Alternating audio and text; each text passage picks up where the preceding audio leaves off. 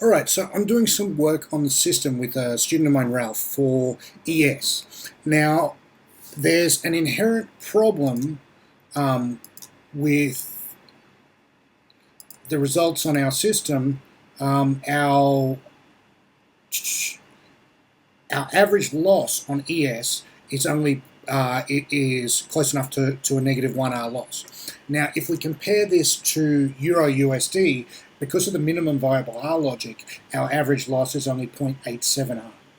So that's in itself is giving us a profit factor on Euro USD of 1.37, and we only have a profit factor of 1.11 on ES. Now, so far, that's dropped the expectancy down, and we want to get that up to something above what Euro USD is, because there's some significant advantages to trading ES. The advantages of ES, first of all, the commissions are drastically lower than FX markets.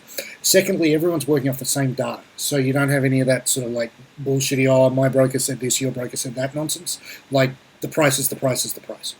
So what Ralph, who's the very accomplished trader who's preparing to trade this for quite large money, has been keeping with me a record of the trades. What are we? We're up to 130 odd trades, and the equity curve is okay, but we've got a substantial amount of tweaking. The equity curve is fine, like it's a steady upward march up. Don't worry about that, the numbers are all wrong. So we made 20R off 130 trades at 0.17 expectancy.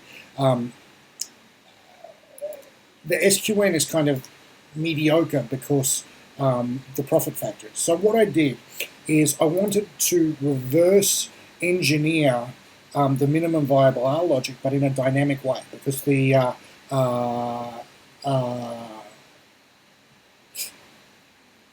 volatility has spiked so much over the last couple of months that it's gone up and gone down. So the first thing I tried was a formula saying if this not, I copied and pasted the R values in, so I've got a clean series of R values and a clean sheet to work with. And I said, if this is the points, this is the points at risk for the trade. I said, if this is negative, and I took the average. I said, if this is negative, we're only interested in losing trades. So so then take this number here, which is the points. So you can see all the winning trades are false and the losing trades. And then what I did here is I took an average of the last 20 trades of losing trades. And then I did that with just every trade, just to make it simpler. And the results were like this. So this is the average points. The red line is average losing trades, and the blue line is just average trades full stop. And they were close enough together that in my opinion it's not worth messing around. Sometimes the blue line's above the red line, sometimes the red line's above the blue line. On the whole, we can see that volatility becomes standard on this. So what I did then is I went to my actual results, duplicated sheet, and I made a copy of the sheet so that I can mess with it and not care if I break it. So the first thing I did is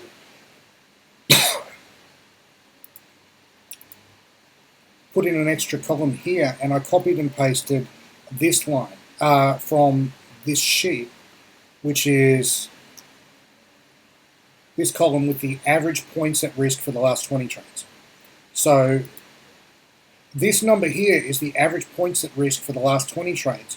And then I modified the equity curve. If the average points at risk for the last 20 trades was greater than the points at risk for a losing trade, we sized that trade on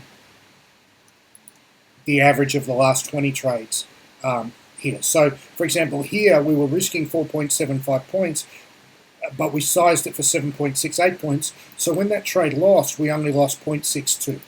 Here, the average trade for the last 20 trades was 7.81, and and it was 9.75, so it was still a 1R loss. So you can see that as I adjusted all these, there were some 1R losses, some 0.63, 0.65, 0.65, 0.53, 0.8, a 1R, and then at the end of it, when it was all said and done, what we came up with something was the average loss is 0.8, and the average win is 1.1. So our profit factor is 1.37, which is the same profit factor as we've got on Euro USD. So what we've done is come up with a simple, easy to calculate logic where that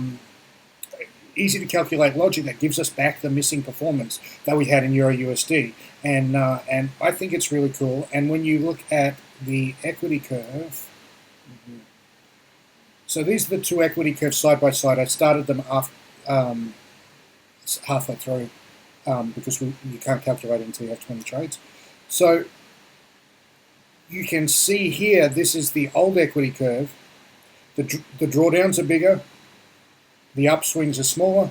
Here our drawdowns were limited from 15 down to 10, so limited to 5R, which is good, that's what we're targeting. 33 down to 29, 3R at 20 to 19. And so our equity curve is back on track. Our expectancy is back up to 0.25, which, given that expectancy is 0.5, but the comms are much lower on ES than other markets. So the ES is a very, very efficient market to trade. Also suitable for trading on micro ES, and you can see that our SQN 100 has gone up to 2.5, which makes it outstanding. This is so it's gone from being an average system, average but tradable system, to being outstanding. And yeah, I just think the whole process of what I did there is kind of useful. Okay.